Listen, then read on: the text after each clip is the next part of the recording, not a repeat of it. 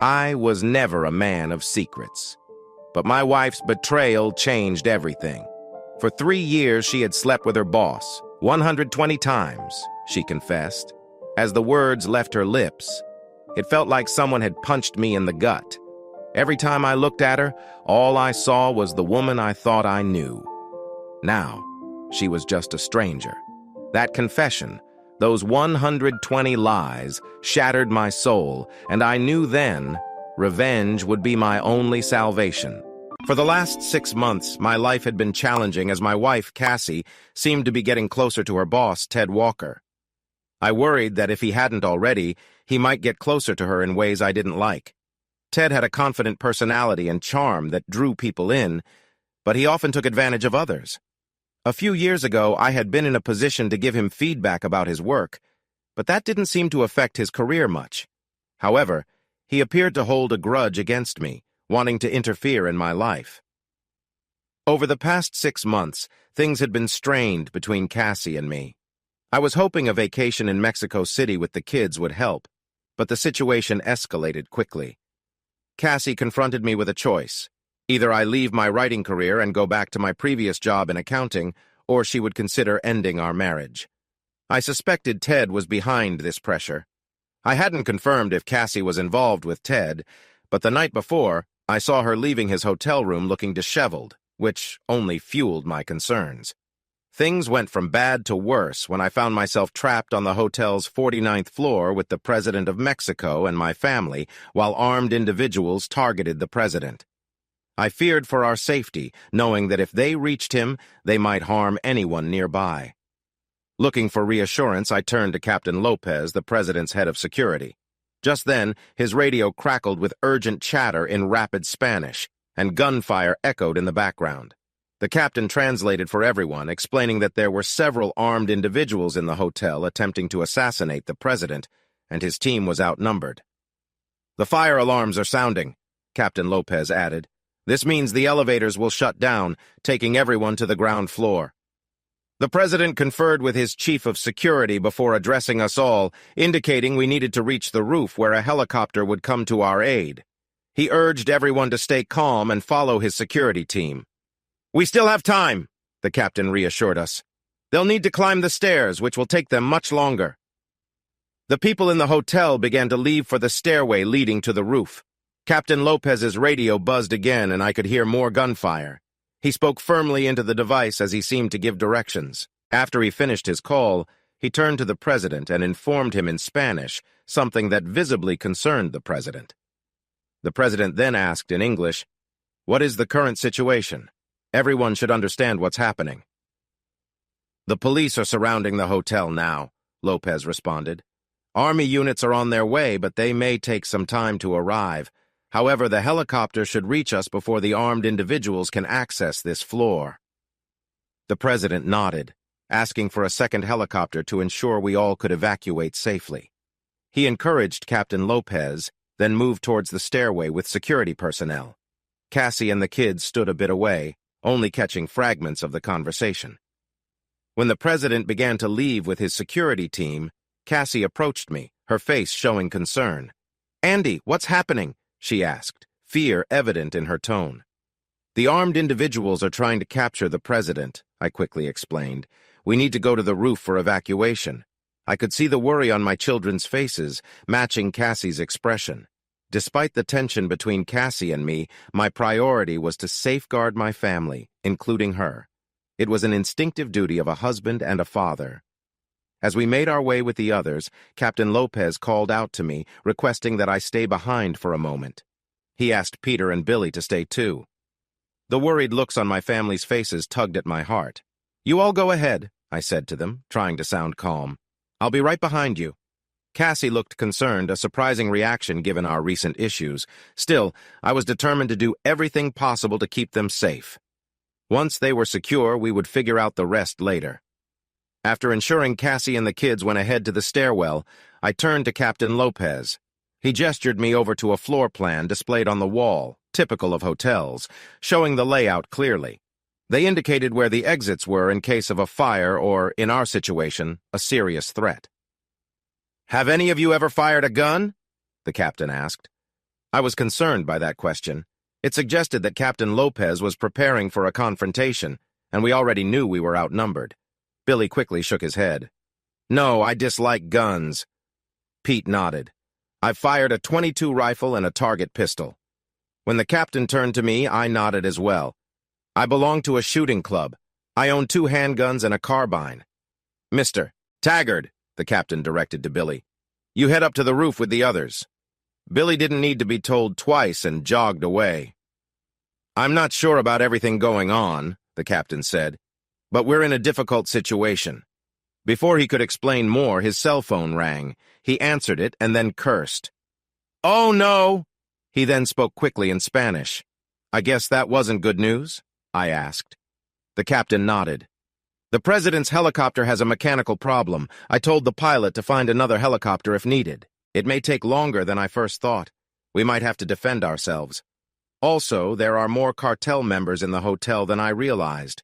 Before the elevators were shut down, many gunmen used them to reach the 25th floor. Now they have to search floor by floor for the president, which will give us some time. However, this attack was well organized. There are still many cartel members on the ground floor who have blocked access to the building. They have also placed obstacles throughout the city to slow down the police and military."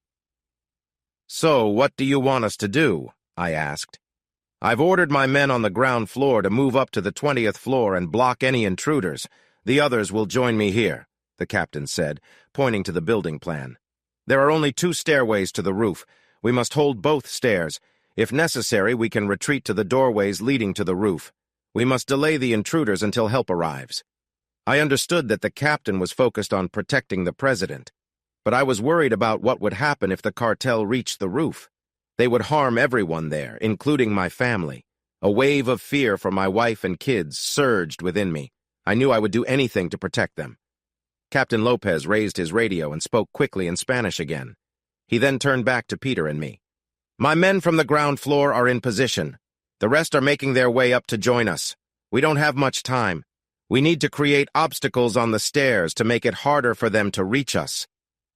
The captain instructed us to start moving furniture down the stairwell. He wanted to make it difficult for the intruders to reach us. Then, he asked us to build a barricade on the landing just before the last stairs to the roof. We began with the furniture from Maria Shiver's suite, which was still accessible. At the same time, the captain quickly opened the doors to several other rooms with his master key. He then left with 3 of his men to secure the other stairway. Over the next 10 minutes, we emptied Maria's suite and a few other rooms of furniture. We moved everything we could before placing it onto the stairs. It wouldn't stop the intruders, but hopefully it would slow them down. Moments after I tossed a piece of furniture over the railing, 5 men appeared. I reached for a security agent's weapon leaning against the wall, but the agent stopped me. "No," he said in English. "Good guys." I watched as the 5 men climbed over the furniture we had thrown down. Disappointingly, they didn't seem to struggle. I lost track of how many security agents Captain Lopez had with us, but I felt relieved when I saw that they were armed. One of the men had an injured arm, and his shirt was torn. I noticed that he was wearing a protective vest underneath. Captain Lopez came back just after the last man reached the top of the stairs. He began speaking rapidly in Spanish, but I only caught the names Peter and Andy. I assumed he was identifying us, but he didn't introduce us to his men. "Andy, Peter, I'm leaving 3 of my men here. I want you to continue moving furniture down the stairs and build the barricade," he instructed. The captain sent 2 other men to the other stairway before opening more rooms for us. With determination, the 6 of us moved nearly 2 more rooms' worth of furniture down the stairs. Still, I wondered how long that would really slow the intruders down. But we had to focus on building the barricade. I was unsure what could stop the bullets we might face. One of the Mexican security men had an idea. He instructed us to bring mattresses to the landing. He then went from room to room, breaking apart desks. I joined him while Peter and the other security men began removing electrical wires from the lamps. Once we had collected everything, we stacked the mattresses on their sides with the desks between them. We secured the mattresses and desks together using wire, hoping it would provide some protection. It wasn't much, but it might help, depending on the strength of what they would throw at us. Not long after, Captain Lopez returned, offering his help. He brought a couple of weapons, one for me and another for Peter. Peter looked unsure about using it, so Captain Lopez gave him a quick lesson on how to handle it, loading and firing in a basic way. I checked my own weapon, making sure it was loaded and ready. The captain handed us extra magazines, just in case. "If you don't feel ready for this," he said gently, "it's okay to move to a safer spot." Peter shook his head, determined. "I'm not going anywhere," he said. I felt the same. I couldn't leave my family behind no matter what. Captain Lopez said a quiet prayer, then there was a long pause. It seemed like the danger was getting closer. We could hear noise from below. "They're careful," Captain Lopez muttered. "They know they might face resistance, which is good for us." The first sign of trouble came when a figure peeked up from the stairwell and then ducked back. There were quick exchanges in Spanish, and we knew they were planning something. Gunfire broke out on the other stairway, making me anxious, but I had to trust that the captain had things under control. Moments later, another figure appeared, this time not quick enough to avoid a shot from Captain Lopez. This led to a burst of gunfire from below, causing us to duck. A second attacker tried to make a move, but was stopped. There was an explosion, but thankfully the barrier held up just enough. Peter was shaken, and there was a brief check to make sure he was okay. Another wave of attackers came, but we held our ground. It was clear, however, that we couldn't stay here forever. The attackers were getting closer, and soon, even our barrier wouldn't be enough. I began the day realizing that my marriage was over. But now, I wasn't thinking about that. My thoughts were entirely on my family, hoping they would be safe from the dangers closing in. I couldn't stop thinking about what I might miss if I didn't make it out. I wouldn't see my kids grow up, graduate, or start families of their own. The thought overwhelmed me, and I could feel tears welling up. After a moment of silence, I glanced around and saw something metallic being passed to a man behind a couple of stacked chairs. My reaction must have alerted Captain Lopez, who immediately dropped and shouted, "Take cover!" An explosion rocked the stairs a few steps down, pushing our barricade back, though it somehow held. A security officer managed to take down the man responsible for firing. The remaining group of attackers retreated momentarily. I slumped back against the wall, the force of everything catching up with me. Nausea hit, and I vomited. My body was trembling from the blast, and when I looked down, I saw red on my shirt. I was bleeding, but I didn't know from where at first. Touching my forehead revealed a cut, and the sight of blood made me dizzy. Despite the bleeding, I realized the wound wasn't life-threatening. I tore part of my shirt to cover it and slowed the bleeding. Once I had calmed a bit, I noticed that Peter had been injured too, with blood dripping down his arm. Captain Lopez was already attending to him, wrapping his wound to slow the bleeding. Suddenly, another wave of attackers charged. We exchanged fire for what felt like hours. One of the men was preparing to fire another explosive device when Captain Lopez took him out just in time. The weapon misfired and hit the ceiling instead, causing debris to rain down on the attackers below. After the chaos, Captain Lopez briefly surveyed the scene, but it was clear the attackers weren't finished. I could hear them regrouping. Pete was injured, and I was still bleeding. Two of our group were gone, and the rest of us were wounded. It felt like our time was running out. Just as things looked bleak, the sound of a helicopter cut through the air. The battle continued in the other stairwell, but Captain Lopez told us to head to the roof. I didn't hesitate. I grabbed some supplies from one of the fallen guards, helped Pete to his feet, and we made our way up. On the roof, the president was surrounded by his bodyguards, and several guests huddled nearby. I quickly found my family, but seeing Ted standing awkwardly off to the side filled me with a mix of emotions. Cassie rushed toward me with the kids, visibly shaken. She saw the blood and tried to clean my face with a towel, her concern momentarily pushing aside the tension between us. Captain Lopez signaled for us to follow him. I picked up my gun and prepared to leave, but Cassie called out, "Andy, stay with us." "I have to go," I said, trying to reassure her. I kissed her on the cheek, knowing deep down that this might be the last time. A heavy feeling settled in my chest. Either I wouldn't survive, or she would leave me for Ted. At that moment, the uncertainty felt unbearable. About a dozen men from the cartel were making their way to the top of the stairs. Only one of Captain Lopez's team was still alive. Captain Lopez and the 3 men with him quickly opened fire. At least 4 of the men fell instantly, but 2 of the security personnel also went down in the exchange. I switched my weapon to automatic and steadied myself. I knew the recoil would push the gun upward, but I managed to keep it aimed correctly and saw 4 more men fall. The others rushed back down the stairs. I reloaded my weapon and fired a series of shots after them. During the brief pause, I removed the empty magazine and inserted my last one. I hurried to take cover behind a barricade. We exchanged fire for several minutes as the noise of a helicopter grew louder. I could hear gunfire below, and while I wasn't sure what it meant, the smile on Captain Lopez's face suggested it was either the police or the army. "Andy," the captain called to me, "get to the roof. Send my team down here. Get your family on the helicopter. We'll hold them until we can secure this stairway." "Are you sure?" I replied. "Yes, you've done enough. Now take care of your family."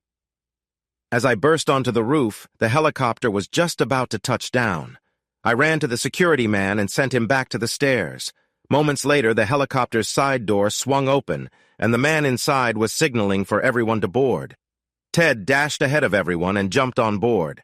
I ran to my family, and Cassie immediately wrapped her arms around me, crying, "Thank God you're all right." As the president led the other hotel guests to the helicopter, I made sure my family was on board and secure in the middle of the helicopter next to Maria. Then I settled down by the door between Peter and Billy. Peter looked pale, but surprisingly, Billy looked even more so. Once everyone was on board, the helicopter attempted to take off but didn't move. The pilot tried several times, finally turning and shouting, "Too heavy!" "He says we're too heavy," an elderly man near the door translated. The president moved to the door and hopped down onto the roof. Since Peter, Billy, and I were next to the door, I nudged Billy. "Come on, let's get off." I didn't ask Peter since he was injured and seemed dazed. When I jumped off the helicopter, I heard Cassie yell, "No, Andy, you're hurt!"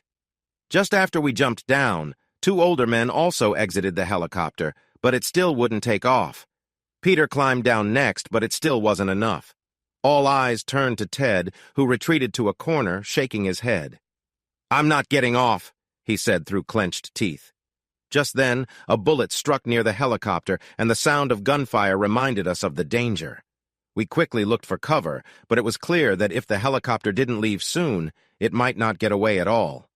Still, Ted refused to move. Suddenly, Captain Lopez appeared, carrying a rifle with a scope.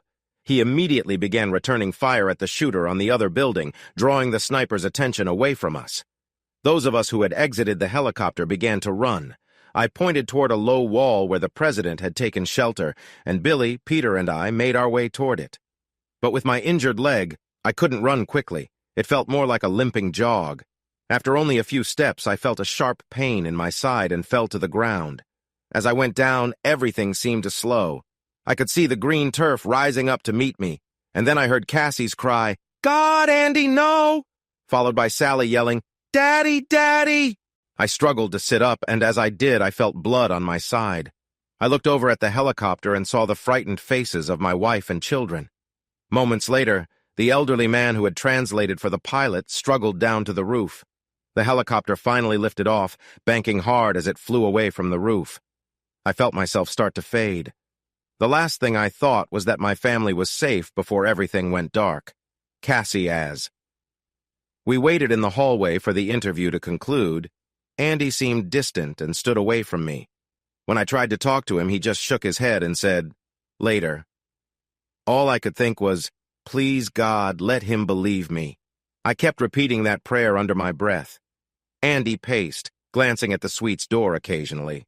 I wished the interview would end so we could have a conversation. Then the captain's radio buzzed to life. Captain Lopez appeared agitated by the message he received. He immediately entered Maria's suite.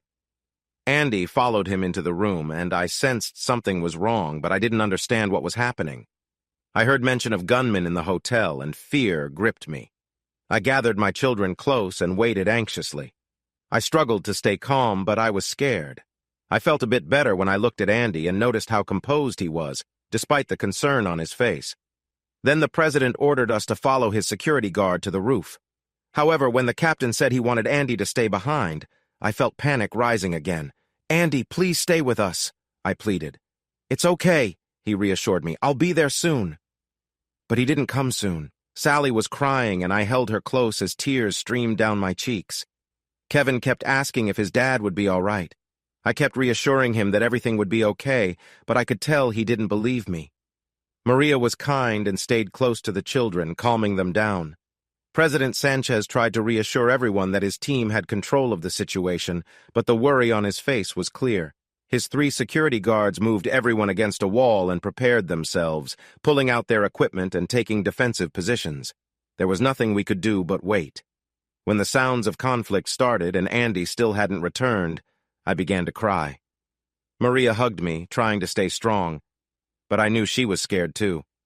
I couldn't stop thinking about Andy, knowing he was caught up in the danger. The thought of losing him was unbearable, and I regretted the mistakes I had made. The gunshots grew more frequent from both stairways, followed by a loud blast. The silence that came after was broken only by the sound of Sally crying. Kevin tried to run toward the stairway, but Maria quickly held him back. Another explosion echoed, followed by more gunfire. Oddly, the renewed noise brought me a bit of hope, knowing that those with Andy were still fighting.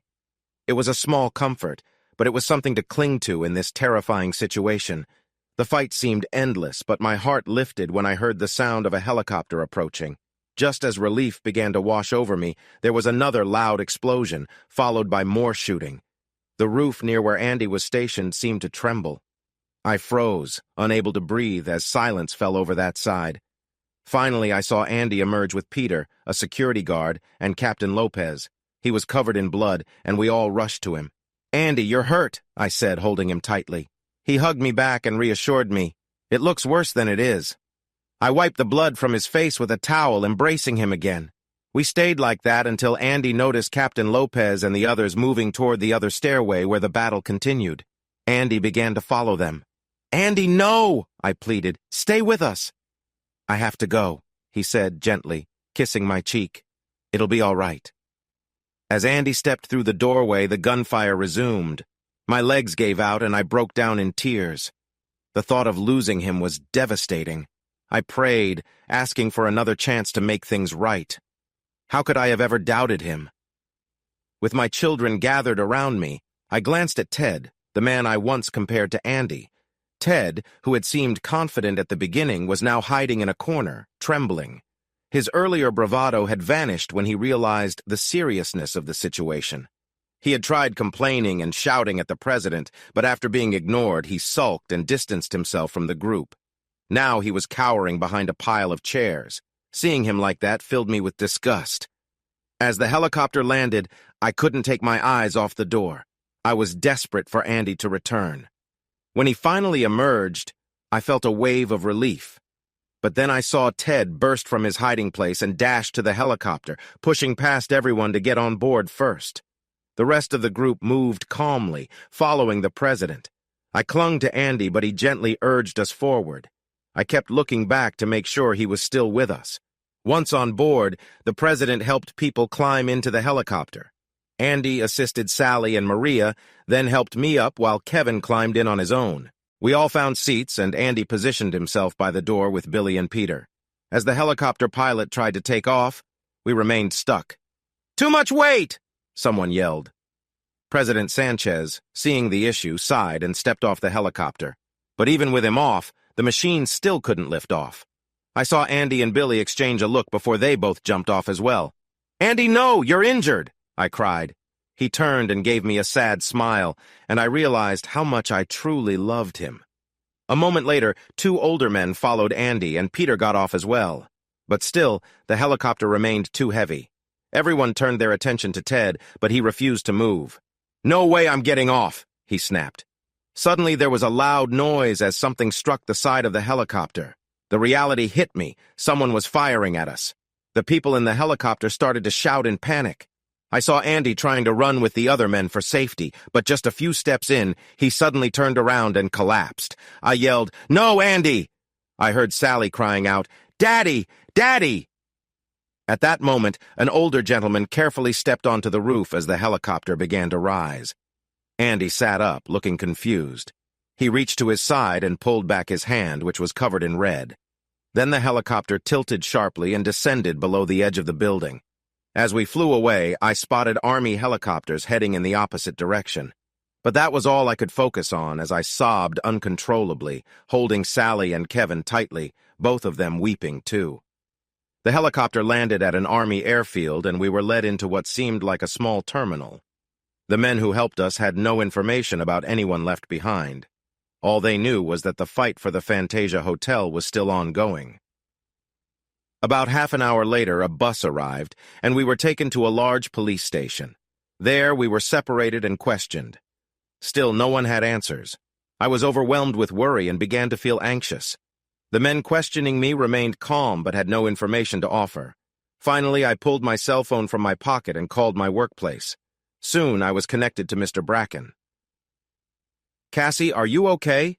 he asked immediately. "We're all watching the news here." "Yes, Mr. Bracken," I replied, "and as far as I know, everyone from our team is okay.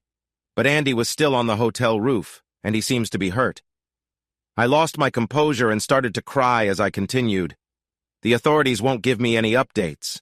I don't know if Andy is still alive." "Cassie," Mr. Bracken said firmly, "I'll make some calls. As soon as I find out anything, I'll let you know." I sat down and cried harder than I ever had before. After a few minutes, the men questioning me realized I needed a break. They left, and soon after, Kevin and Sally were brought into the room. We huddled together, and I tried to be strong for them, but my heart was breaking. I had never felt so miserable in my life. Around 15 minutes later, my phone rang. I saw that it was Mr. Bracken. "Mr. Bracken, did you find anything out?" I asked quickly. "I haven't learned much, Cassie," he said gently. "However, I did find out that your husband has been taken to a hospital. I've arranged for a car to take you and the kids to him." "Thank you," I said, genuinely grateful. "Cassie," Mr. Bracken added before hanging up, "we're all thinking of you here." I whispered a thank you and waited. Sally cried throughout the helicopter ride and continued to sob. Just when it seemed she was calming down, her shoulders would shake again with tears. I was a mess and didn't know how long I could stay strong for my children, but it was Kevin who worried me the most. He had cried very little during the flight and had mostly gone quiet afterward. When I tried to talk to him, he responded with only a few words before walking away. About 30 minutes after I had spoken to Mr. Bracken, a car arrived, and the police let us leave. The driver didn't speak any English, so the ride to the hospital was silent except for Sally's soft cries. The hospital was chaotic. Many victims from the hotel attack were being brought here. It took a long while to find someone who could speak English and help me. Finally, we were led to a waiting area on the surgical floor. Still, no one would provide any updates. The waiting felt endless. Every time the door opened, I jumped to my feet, my heart racing, only to feel a wave of despair when it was just new visitors. Finally, after almost 3 hours, a surgeon appeared, still in scrubs. "Mrs. Spencer?" he asked with a heavy accent. "Yes," I said, standing up quickly. "How is my husband?" "Please, let's go to the conference room," he said, pointing to a small room with a table and chairs. I left my children waiting and followed the doctor. Once we were seated, I anxiously asked, "Is my husband going to be okay?" "I don't know," the doctor replied seriously. "His injuries are quite severe, and he has lost a lot of blood. Even if he recovers, we can't be sure there won't be complications. A piece of one of the bullets was near his spine. We were able to remove it, but we're unsure if it will affect him." Tears poured down my face. "He's going to live, right?" The doctor shrugged. "We'll know more in 24 hours. Right now, we can only wait and see how he responds. He is in good care." "Can I see him?" I asked through my tears. "He's unconscious. But if you follow me, I can let you see him for a few minutes." After explaining to the kids that I was going to see their father and that they should stay put, I followed the doctor. My legs felt weak as I entered the intensive care unit. Andy was there, connected to machines and looking pale. How could I have ever treated him poorly? My heart hurt seeing him like that. I tried to comfort the kids from the door. Kevin's eyes lit up and he wanted to see his dad. He became upset when I told him only I could go in. He told me that it wasn't fair because he thought I didn't even care for his father. That stung deeply, almost as much as the idea of losing Andy. I broke down in tears. Kevin said he was sorry and moved to the other side of the waiting room. As the hours passed, I couldn't stop thinking about what my son had said. It hurt to realize how much my attitude towards their father had shown. If something happened to Andy, I didn't know how I would mend my relationship with my children. Around 2 in the morning, I finally fell asleep. I don't know how long I was out, but I was awakened by a gentle shake on my shoulder. It was the doctor. My heart raced. "Mrs. Spencer, your husband is bleeding internally. We need to take him back into surgery. He's very weak, and I'm not sure if he can handle another operation." Andy, I found myself standing in the front yard of my parents' house. They were on the porch, smiling at me. It felt strange since they had passed away years ago. However, I was so exhausted, and it looked so peaceful where they sat that I tried to climb the porch steps. My father shook his head and pointed to the street. Then he said, "It's not your time." Suddenly, everything faded away. I opened my eyes with great effort, feeling as though I was choking. Panic set in, and I tried to clear my throat. An alarm rang out, and a nurse rushed to one of my IVs. I saw her use a syringe on something connected to the tubing. Moments later, I drifted back into sleep. When I awoke again, it was night. At least the choking sensation was gone. Whatever was in my throat had been removed, but my throat was sore now. Everything seemed to hurt. My face, arms, chest, legs, and of course, my throat. I felt someone holding my hand, but I couldn't focus my eyes. I only knew it was a woman. All I could manage to say was, "hurt." I wasn't sure if she understood my words, but the sight of me in pain must have made it clear. The woman stepped out, and shortly after, a nurse appeared. After receiving another shot, I fell asleep again. When I awoke for the third time, I felt my bed moving. Then I lost consciousness.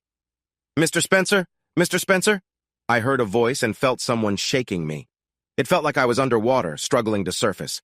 Finally, I managed to open my eyes and grunt. "Mr. Spencer," the voice said, "it's time for you to wake up." I stayed awake for a short while before drifting back to sleep. They kept waking me and asking questions. At first, I struggled to understand them, and talking was hard. Eventually, I cleared my mind enough to respond, though it was still tough. When they stirred me again, they began examining my legs and feet with needles, wanting to see if I experienced any weakness. Each prick hurt, but I felt no numbness. The following day, I learned they wanted to test my cognitive abilities. It was hard to stay awake. In the last 3 days, I'd likely only been awake for an hour total. The doctor started asking me for my name and birthday, then moved on to random questions like who the president was. But when he asked for my wife's name, everything came rushing back. Memories of our trip to Mexico City, my work, and tearful moments. "I must admit I didn't expect your recovery to be this quick," the doctor said. "You've been in a medically induced coma for 10 days. As I lay in bed, I reflected on everything. Then it hit me. I had no idea what had happened to my family, and all I could think of was that my marriage was falling apart." "Is my family all right?" I managed to ask, tears rolling down my cheeks. "Oh, yes, they're doing well," the doctor said with a reassuring smile. "You'll see them soon. I couldn't believe that Cassie and the kids might still be here. I thought they had to return to their lives. Perhaps I misunderstood the doctor. Maybe he meant when I went home." "We believe that patients recover faster the sooner we get them up," he continued. "We're going to help you out of bed today. You'll need to start using your muscles again. Your leg may be a bit sore, but we can provide crutches or a walker if necessary." About an hour later, frustrated with the television that seemed unresponsive, I looked up just as Kevin and Sally burst into the room. "Daddy!" Sally exclaimed, rushing forward to hug me. Kevin was more reserved, but he eventually hugged me too. From over his shoulder, I noticed Cassie standing nearby, looking anxious. Once the kids stepped back, Cassie approached quickly. She kissed me and began to cry. "I was so scared we were going to lose you, Andy. I love you so much." I was taken aback. Was it possible that Cassie still loved me? I wanted nothing more than to hold her. After a moment, she lifted her head, gave me another kiss, then stepped back with a warm smile. "I thought you would be in Austin," I said, my voice still weak. "I understand why you might think that," she replied, pain flickering across her face. "But we've been here with you the entire time. Nothing could have kept us away." "What about your job and the kids' school?" I asked. Cassie shook her head and glanced at Sally and Kevin, who both nodded. Sally spoke then. "Dad, there's no way we were going to leave you alone." Sally's eyes filled with tears, and her voice trembled as she spoke. Kevin noticed his sister's distress and quickly reassured her. Dad, please don't think we would ever leave you. We'll catch up on schoolwork later. That can wait. We just want you to get better so we can go home together. The kids are right, Cassie added softly. Let's focus on your recovery first. We can deal with everything else later. She paused, looking down before sitting beside my bed. I need to apologize for how I've behaved, she said, her voice shaking slightly. I've shared everything with the kids about the past couple of years, including what happened with Ted Walker. They've understood and forgiven me. Now I'm asking for your forgiveness, too. I want you to know that I truly care for you. Until that moment, I had felt a dark cloud hanging over me. While I was mostly focused on getting better, I thought I might have to face a future without Cassie. But now, for the first time, that darkness seemed to lift. I needed to hear her out. Cassie took my hand and continued. That night in the hall, I thought I had ruined everything. Please believe me when I say nothing happened between Ted and me. I was foolish to think he truly wanted to help my career. All he cared about was his own interests. When you saw me in the hallway, it hit me just how wrong he was, and I couldn't stay. I felt awful about what I saw in your eyes. I was devastated when I heard about your situation. Hearing Cassie say she finally understood Ted's true nature filled me with relief.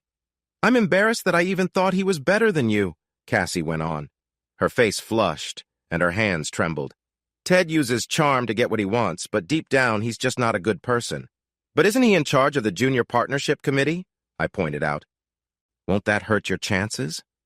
No, because I resigned. I was shocked by her words. Cassie had always dreamed of becoming a partner at her accounting firm, and now she had chosen to give that up. Why did you do that? It was the only question I could think of. Cassie leaned in and kissed me gently. It was a sweet moment, bringing back a sense of connection that had been missing for a while. She continued, Most of my life I chased a dream that wasn't truly mine.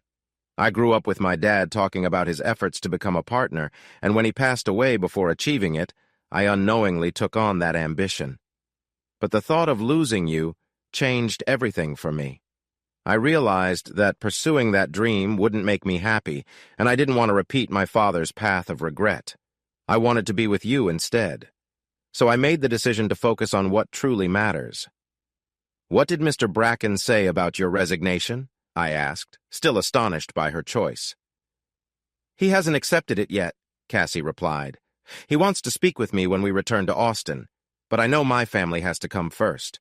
Unfortunately, without my job, we can't keep our home. I've put it up for sale already. I hope it sells quickly. So you're saying we might be tight on money? I said with a small laugh. Cassie smiled. We might face some challenges, but my husband will become a great writer. I chuckled again, though it caused a bit of discomfort. Let's hope I can be a decent one. Can you forgive me for doubting you? Cassie asked, her eyes searching mine. I love you completely and no one else compares. My only wish has been to love you and be loved in return. I hugged her tightly, despite the pain, wanting to hold on forever. After a moment, Cassie kissed me again and stood up. What do you need right now? Can you tell me what happened after I was shot? I asked. No one here speaks much English, my TV doesn't work, and the papers are all in Spanish. Are you sure you want to know? Cassie replied with concern. I nodded. I can't recall every detail, she started.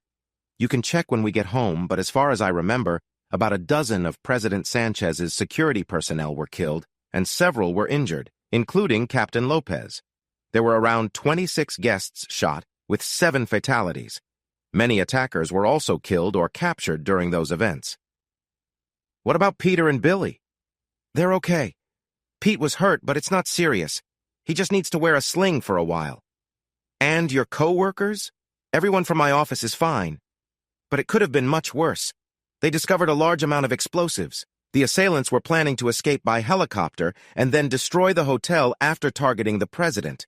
The army intercepted those helicopters and forced them down. My goodness, was all I could say. Do you know what really disrupted their plans? I shook my head. The police chief's conference, Cassie said with a laugh. Even though they weren't supposed to bring any weapons into Mexico, just about every American police chief was armed. They caught the assailants off guard in the stairway. It threw everything off. I smiled and chuckled.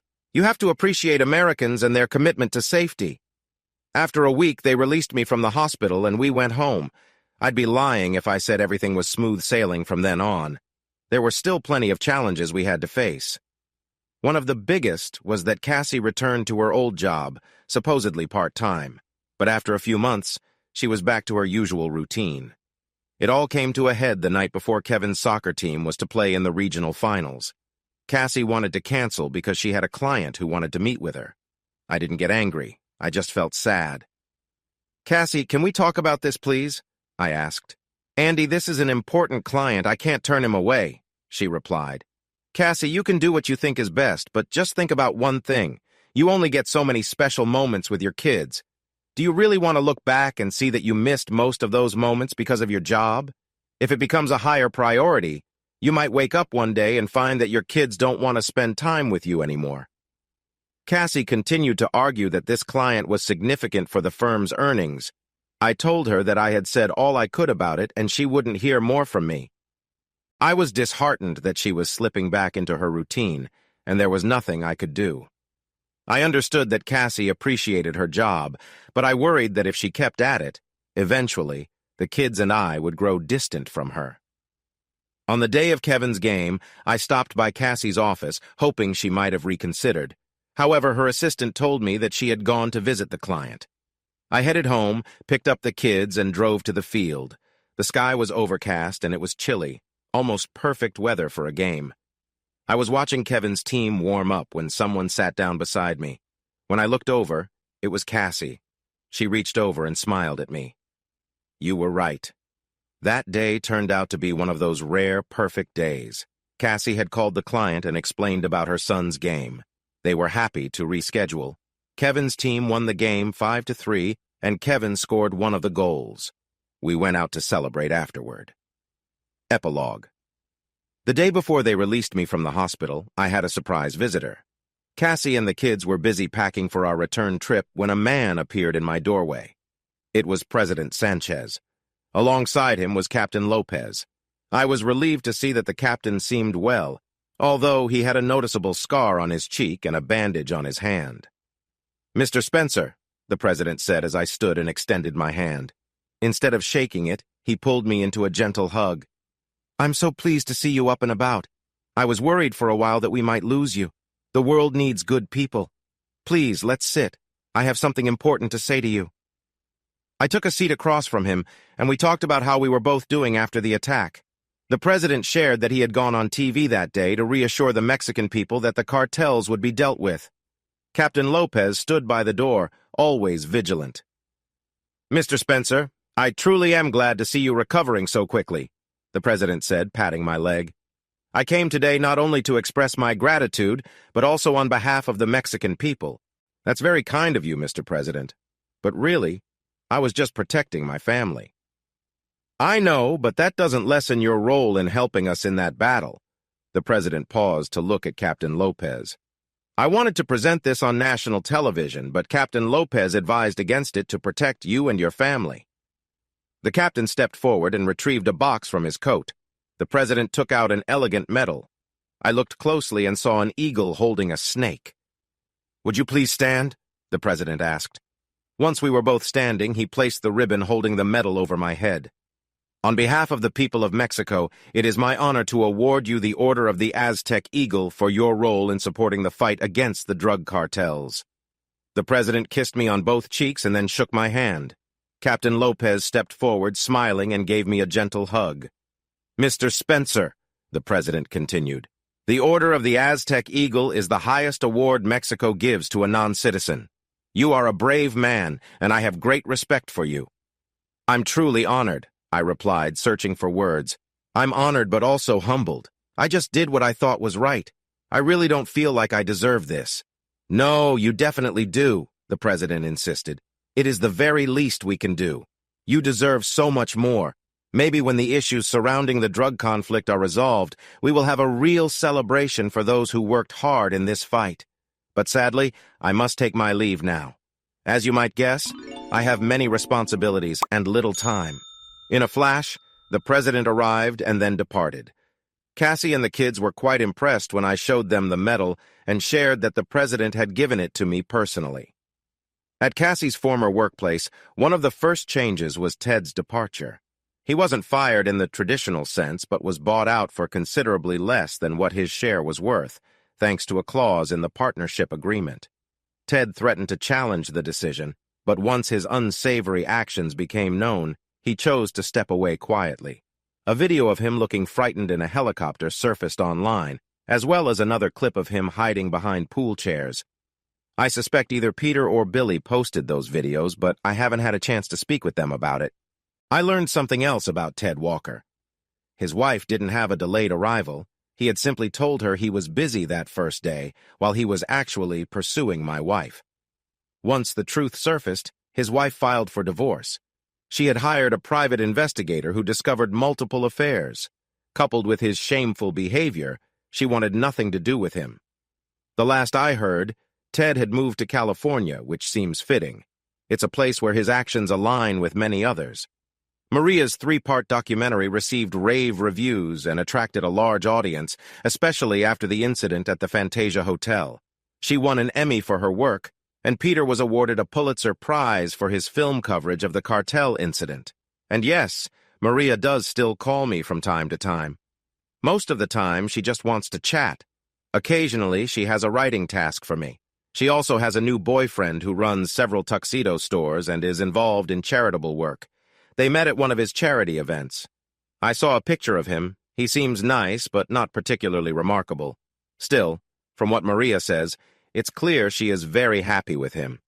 I hope it works out well for both of them. I hadn't told Cassie, but I found a literary agent who liked all 3 of my books. Yes, I wrote a 3rd book, and that one really captured his interest. This book is a continuation of Charles Dickens's A Christmas Carol, titled A Christmas Tale Completed, The Redemption of Jacob Marley.